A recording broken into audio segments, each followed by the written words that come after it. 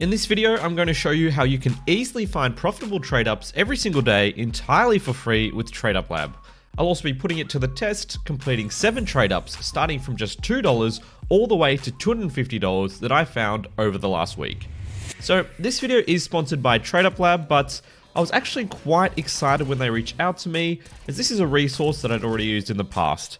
It's super simple. You just visit the site linked in the description below. You click on the Trade Ups tab and you'll find a ton of profitable combinations all laid out for you. There's at least 5 new trade ups published every day. Plus, if you enable notifications, you can be one of the first to get in on the action.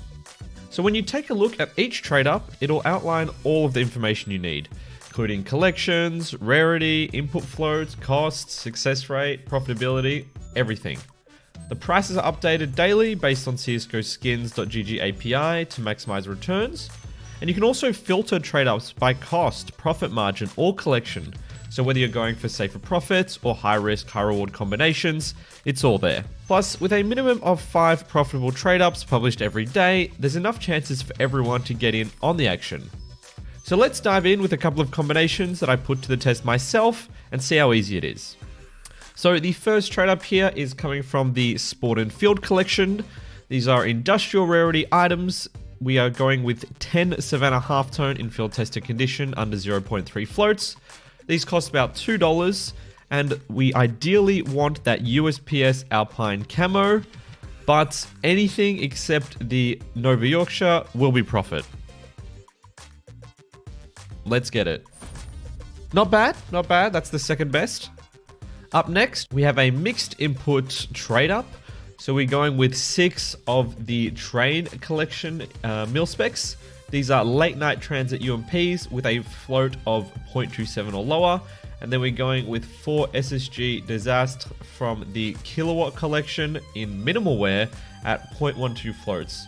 Of course, keep in mind that these are the maximum floats you can use. If you're finding items with a lower float than this, you can definitely use them as well. That is not an issue. This is just the maximum.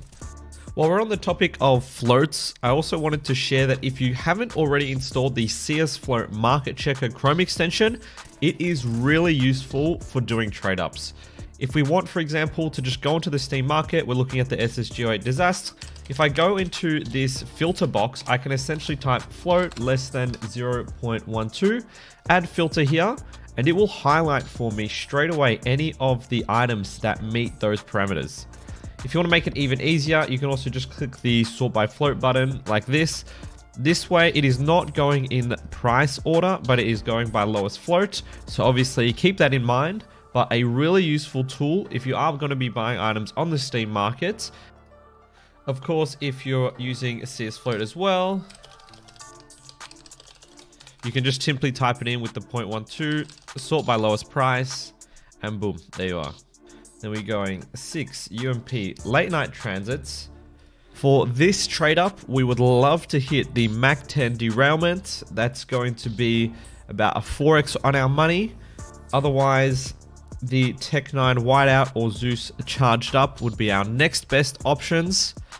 Let's see what we get in 3, 2, 1. 5-7 hybrid. That is not what we were looking for. All right, trade up number 3. Let's see that Mac 10 derailment. Boom. Glock 18. Oh. For this trade up, we are going in with 10 Battle-Scarred M249 Aztecs. We actually have 100% odds for this trade up to profit, which is incredible. However, we would like to see the AUG Death by Puppy. That will be the most profits. Let's see what we get. P90 Nostalgia. That was the second best option. Should be about $8 profit on that one. I will not complain about that. The Phoenix collection is going to be our next victim. We are going in with 10 UMP Corporals, all with a float of less than 0.11. This one, 75% chance to profit, which is very good. The best outcome is the USPS Guardian, and because of the float cap on it, we will actually get it out in factory new condition if we hit it. So we really want to see the USPS Guardian. 3, 2, 1. USPS Guardian. Nice. There we go. That's how you double your money, my friends. We are definitely raising the stakes a little bit more with this one. We are going in with 6 Nova Sobex Bite from the Anubis collection and 4 Scar 20 Enforcers from the Prisma 2 collection. This one has cost us $33.14. We have the chance to make huge profit here with the famous Waters of Nephthys. We've also got a 30% chance for the P250 Apex Curse. I really like that P250. I think I might actually keep it and use it as a play skin if we do hit it.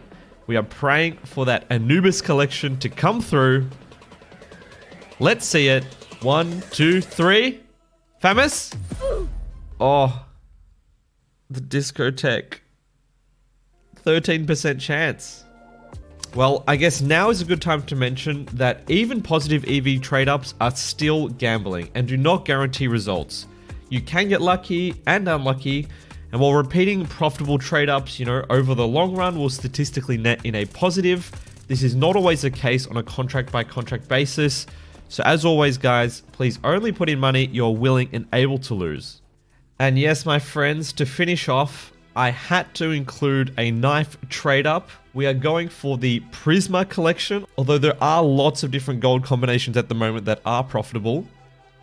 We've got 5 M4A4 Emperors. We really want to see a Doppler here. Ideally a Talon Doppler. We do have a chance for that Ruby and Sapphire here as well.